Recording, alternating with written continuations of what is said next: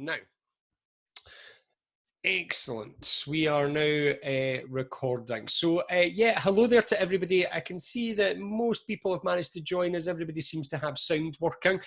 So hopefully you can hear me. If you're not used to Zoom, I should be the main person that kind of flips up. If you can see all of the boxes and all of the names, then you might want to click just on your top right-hand corner. I think that's where it is in most devices. There's a switch between gallery view and speaker view. So you can switch it over so that it's just my screen that pops up. But then again, maybe you want to see everybody's faces. So hello to everybody out there in aquaculture land. This is not a land that I don't think I even realised that you guys existed, to be perfectly honest. But I've been speaking to Mary and Hazel over the last wee while. And actually I was meant to be speaking at the conference that happened just as lockdown was meant to be happening, and disappointingly what happened was that it obviously got called off for various health reasons. So it's really exciting to be with you for the next 2 weeks, and obviously what we're going to do is on Monday, Wednesday, Friday of this week and next week I'm here for about half an hour, and if you can make it for all 6 of them, that would be awesome. If you have to drop in and drop back out again, then that's also entirely understandable. I get that you all are relatively busy. Also, I'll mention this a couple of times as we go through the lives, but also what we have is we've got an email address set up, which is lockdown at headstrongnlp, so that's November Lima Papa .com. If you have any questions, anything that you want to clarify on, by all means ask through the chat as we go through. Just remember as well though that the chat will be public. If you just post it in the chat down here, but if you wanted to chat to me privately or send me a question, I promise I'll keep it anonymous. Then if you go on to the wee screen with my picture on it, click on the little 3 dots and you can actually chat to me privately. I'll see it pop up here and I'll be able to answer it. So I think that's the housekeeping done. Fire exits or whatever they normally are, you get the general idea. So let's kick off with session 1, and just to briefly, obviously, before we start off, and I'm not going to do this on all 6, so hopefully people who join us maybe a little bit later can check back on this one, because these will be shared and available. It's just to give you a little bit of introduction to who I am, how I end up here as well, but only for a couple of minutes, just to tell you a little bit about me. My name is Bryan Costello. I am currently sitting in sunny Johnston, which is just outside Glasgow, for those of you that maybe don't know exactly where that is. If you've ever landed into Glasgow Airport, then you've more than likely flown over the top of my house. So I'm sure most of you, therefore, at some point have flown over the top of my house. It's very peaceful, can I just say, at the moment, with very few planes in the sky.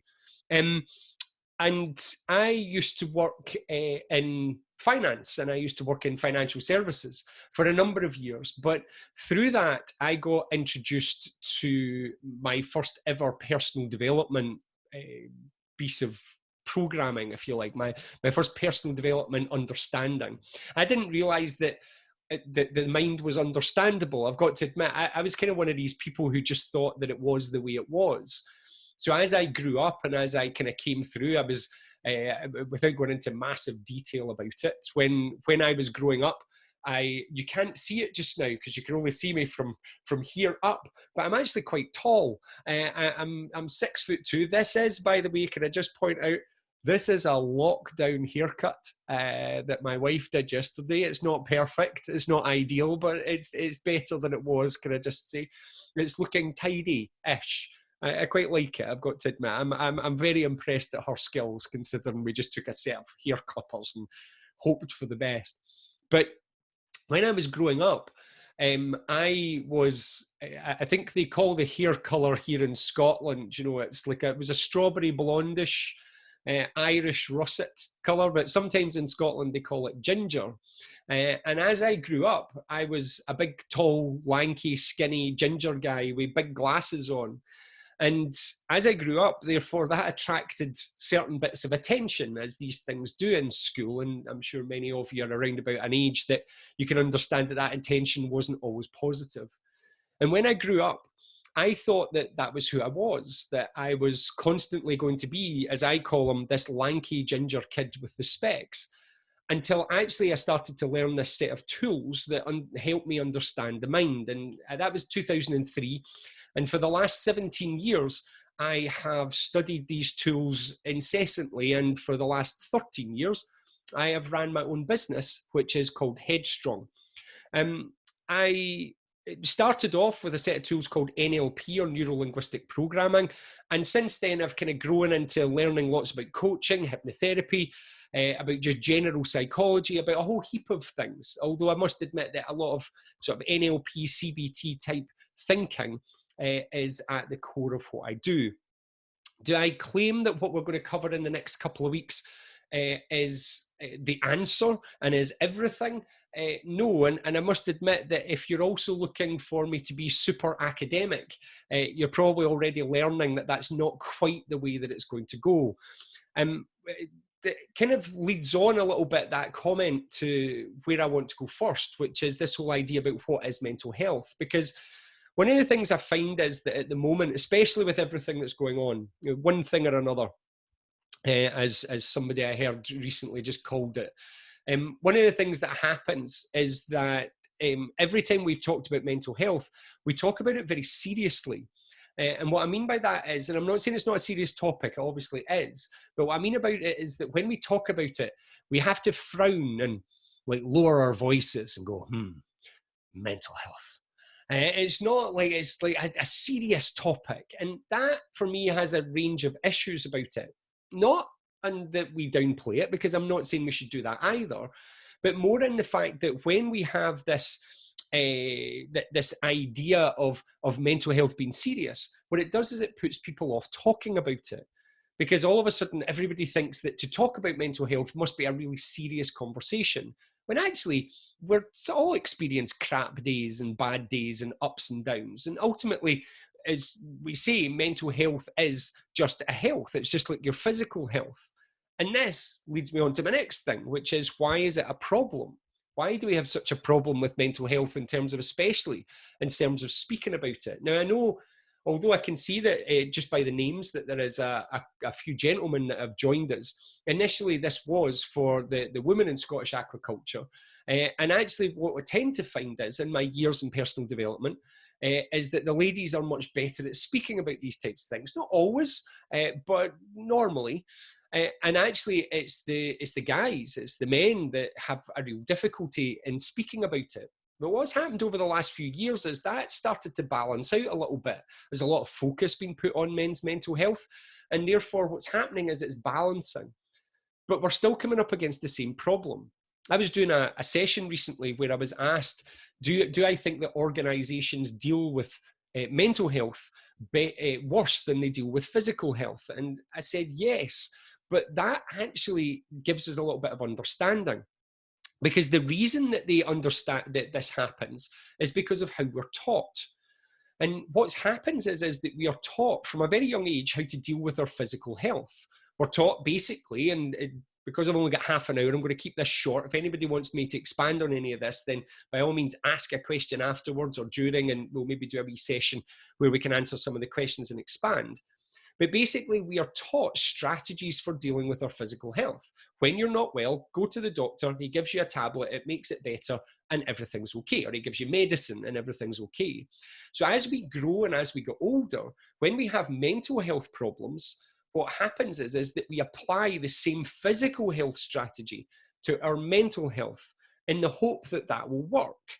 So basically what we do is we, especially speaking here as a guy, what we do is we ignore it first and we pretend that we're okay.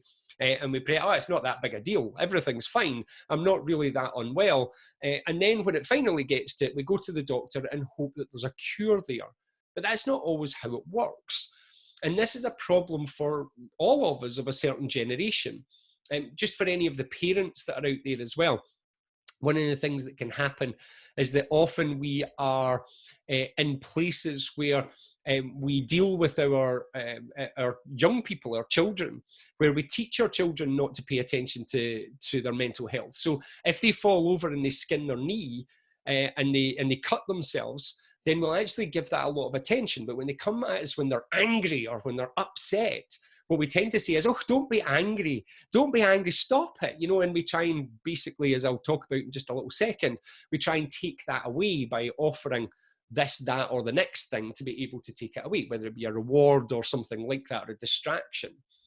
Now, what this does is it creates in us these strategies where we're not exactly, we don't understand how to deal with our mental health. And that is key, because you guys that are on here today and everybody that's on here listening, many of you potentially, whether it's you, whether it's a colleague, whether it's someone else that you know, whether it's a family member, there's a chance that for many people with their mental health that you think that you're broken, or they think that they're broken, as if something's wrong, when actually all it is a lack of understanding. All it is that you don't quite get yet exactly how to deal with it. If somebody had taught you how to deal with it when you were younger, you'd understand that anxiety is actually a normal emotion. Now, just now, for many people, it's jumping out of being a normal emotion and into something else. When it starts to go into panic attacks or that type of thing, or anxiety attacks, that's getting into something a little more serious. However, it's still a normal emotion. And if we understand why it's there, which is something we will come on to, then all of a sudden we can start to understand not to be scared of it. I'm looking around my desk at the moment for oh, there it's there. I knew I had one. Many of you, and some of you might not, but many of you will remember these from when you're a child. And you might remember some of these, maybe you've even bought them for your children. And I use these often as a test for mental health. If you're ever walking through a conference or anything, and you see a big lanky guy standing there going, would you like to take our mental health test with this hanging off a finger?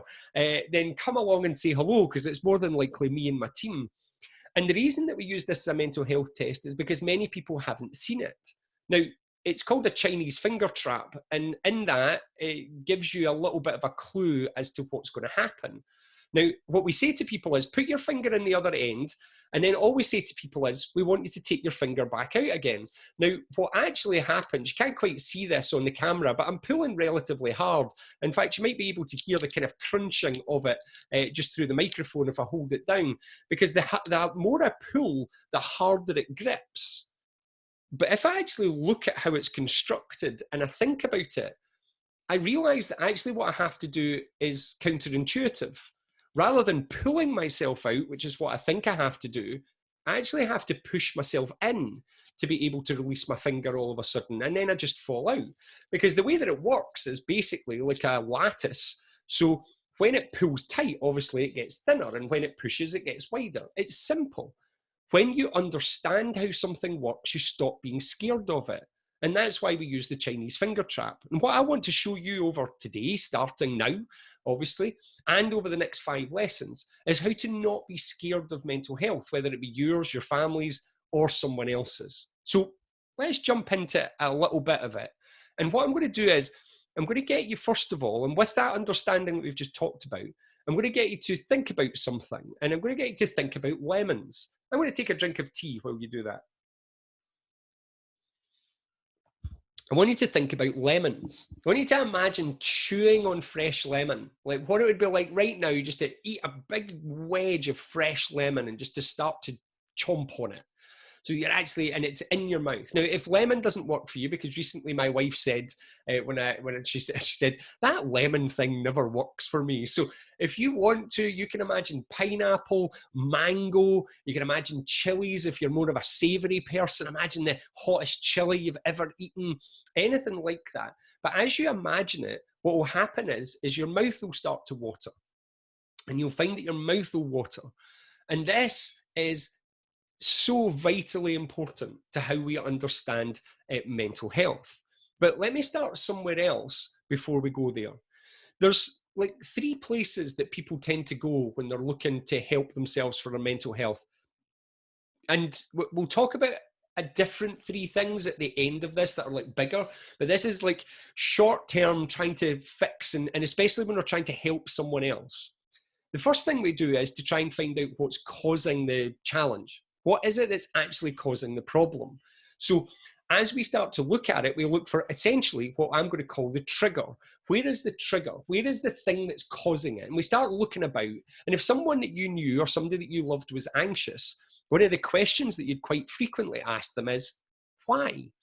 Why are you anxious? What is it that's making you anxious? And people spend inordinate amount of times trying to work out the cause of their mental health challenges. What is it that's causing it? Is it lockdown that's causing it? Is it the politicians that are causing it? Is it the virus that's causing it? Is it work that's causing it? Is it isolation that's causing it? Now, these things are key to it. But actually, when we're looking to create change, we have to look somewhere else. For example, some of you out there, I'm sure, in fact, maybe with your jobs, I don't specifically know what you do for jobs, but I'm going to guess that sometimes you're around, I don't know, things like, you know, you're on boats perhaps. And I know that Mary said, you know, that sometimes self-isolation at the moment for any of you that have been on ships and have been on boats has been a little bit of a challenge. One of the things that happens is that maybe some of you are scared of spiders. Now, if you're scared of spiders, I am going to guess that even though you're scared of spiders, you therefore avoid certain places in your house. So you won't go, for instance, maybe into the shed or under the stairs or into that particular cupboard or into the loft or wherever it is that you go. You won't go there because of the risk of finding a spider. There'll be certain places that you'll know not to avoid. However, that does not change the fact that you're scared of spiders. You're still scared of spiders even though you don't go to that place. So therefore, avoiding our triggers, avoiding the thing that causes our problems doesn't actually help us long term. It is a short-term salve, but that's about it. The next place that people come is they start to use willpower. So therefore, using the spiders example, if you really, really needed to go into the shed, for instance, where there might be a spider or to move something, you know, we've had some actually pretty nice weather recently. So maybe you're getting like the chairs out or something to sit in the garden. You sit, you breathe deeply, you get yourself ready and you're like, right, here I go, here I go, here I go. And you run in and you run back out again as quickly as you can.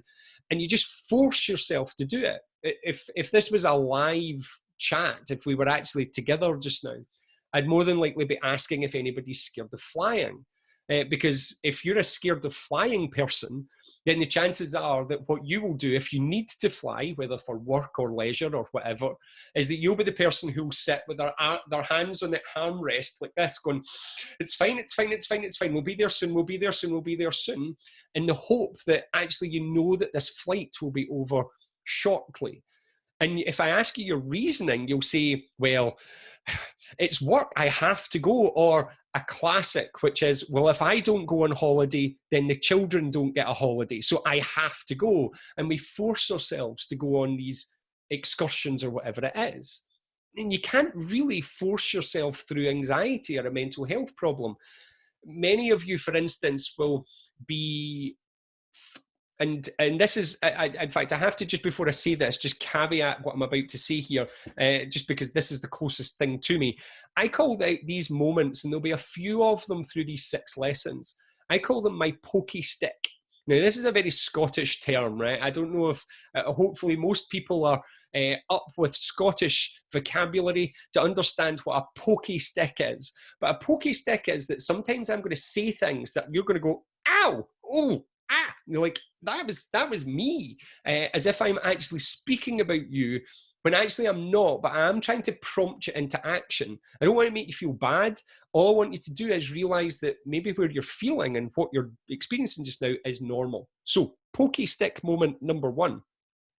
There'll be many of you that will go into work when work is on with a big brave face on. You go on with a smile, saying, yeah, everything's fine. Everything, oh, yeah, yeah. And you might even be the life and soul of that party. You might be the person that's like, oh my God, and everybody walks away and they go, oh, I love him, I love her. Oh, they're fantastic. They're such a good person. But what it is it's just this big shield that actually shields behind it the fact that actually on a normal basis, when you're quiet or when you're away from certain things, that actually social occasions terrify you, or that you don't like any of your workmates, or that you hate your job now, or that actually you are anxious all the time, or that you've been experiencing depression for the last however many years. You see, just by willpowering a big brave face on doesn't actually change it. And therefore we have to look somewhere else. So the next place we look at is if we've tried to avoid it and it's not worked. So we're going, bang, it's not worked. So what I'll do is I'll put a brave face on. These things quite often come at the same time. What we then do is we finally pay attention to how we feel. But what we want to do, because this is what we're taught as children, is to make that go away. We want to make those feelings disappear. So when we try and make those feelings disappear, what we do is we look for medication. So let's use my flying person as an example. Again, I don't know if this is true the world over, but if you go to your doctor, and if you walk into your doctor's surgery on a normal basis, and you say to him or her, you say, "Doctor, I have to fly, and it's a really, really long way, and I'm having to fly like so far, and I'm so nervous." What the doctor will do is they will, without even asking you for a ticket or proof that you're flying, in Scotland anyway, what you'll get is either Valium or you'll get temazepam. And what they'll do is they'll give you street value drugs without even asking you to be able to confirm whether or not you actually really need them or not. I worked a few years ago with a young lady who had a fear of flying, and she did a very sensible thing, considering that you've got a fear of flying. She emigrated to Australia, and she was coming home. She came from Glasgow. I knew her mum, and she came home for a few weeks. And I said to her, "How was the flight?" And she said, "Well, the doctor gave me Valium." And I said, "Did it work?" And she said, "Well, kind of." She's like, and I'll edit out a certain word here, but for comedy value, I'm going to kind of keep it in. She said, "I was still effing terrified, but I just couldn't be bothered doing anything about it." So basically, she was kind of sitting there still absolutely crapping herself at what was going to happen, but so out of it on her Valium that it kind of passed, and her flights basically went, and she ended up back home again. But she was now terrified about the flight back home. You see, drugs only work short term. They take away the feelings, but our mind likes short term. Our mind's a short term fan. It likes that. It likes these instant hits, that just take it away in a moment. So for instance, what's been happening for many people recently, some of it through boredom, I've got to admit, but is that a lot of people have been drinking a little bit more than recently. So therefore what happens is that the alcohol comes in, and you start off with just a wee glass of wine just to take the stress away, and then it becomes 2 glasses of wine to take the stress away, then it becomes a bottle to take the stress away. One of your biggest things that people use as drugs these days are these things. And you use your phone as a drug, especially for any of you that are parents. This is the drug of your teenagers, the drug of choice. Actually, we're seeing massive drops in terms of how much alcohol is being consumed by teenagers these days because they've found a different drug. They don't need the alcohol as much because they've now got Instagram, Facebook, but that in some ways is even more harmful than potentially some of the drugs that they were taking already. And can I just say, I'm not against social media, but it does have a lot to answer for. So when we get to this stage and we've tried the drug and it doesn't work anymore, then the question is, well, what do I do next? And this is when people start to think that they're broken. I've tried to avoid it, I still feel crap. I've tried to put my brave face on it and push myself to do it in the hope it will get better, but it still feels crap. I've tried the drug, and I've even maybe gone to my doctor and tried a drug that they have given me, but it just doesn't get any better. So therefore my conclusion is, because now I've ran all my physical health strategies, I must be broken. This must be the way I am forever. And in fact, we get people out there, doctors, psychologists, psychiatrists, psychotherapists, telling people that this is the way they're going to be forever. It terrifies the life out of me that some of you might have heard, here's a medication for your depression or for your anxiety or whatever it is. you will be on this for the rest of your life. I worked with a lady recently, because we do one-on-one sessions as well as things like this. And I was working one-on-one with a lady, and one of the things that she said to me was, I've had anxiety. I went to my doctor, and my doctor said, you've got an anxiety disorder. This is you for the rest of your life. And that is not actually the case. That is the case if you don't look to the right place and you don't have the right tools to change the right thing. So let's get on to the final thing for today. And that's that lemon that I got you to think about. Pineapple, mango, chili, you insert your food of choice. Because all of these feelings, all of these things that happen within us are actually driven not by the things external to us, where all of those things are dealing with, but actually what goes on inside.